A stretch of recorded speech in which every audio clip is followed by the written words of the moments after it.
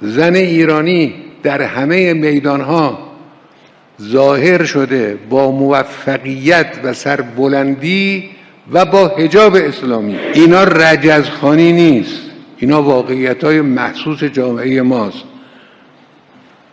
ورودی‌های دانشگاه‌های ما یا 50% یا بیش از 50% دخترای ما هستن، زنهای ما هستن. در مراکز علمی حساس و مهم که بنده از بعضی از اون مراکز خودم شخصاً بازدید کردم، زنان دانشمند ما اونجا نقش آفرینند. در میدان ادب، ادبیات، شعر، ادبیات، رمان، شرح حال نویسی، زنها جزو برجسته ترین هان.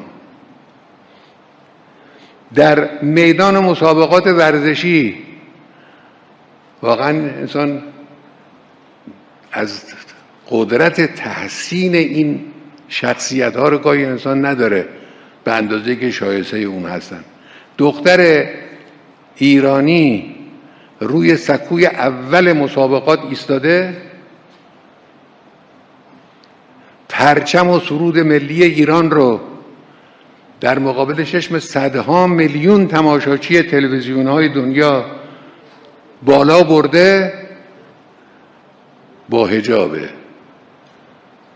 اون مردی که میاد با او مدال بده با اون مرد دست نمیده، یعنی حد شرع رو رعایت میکنه. چیز کمیه؟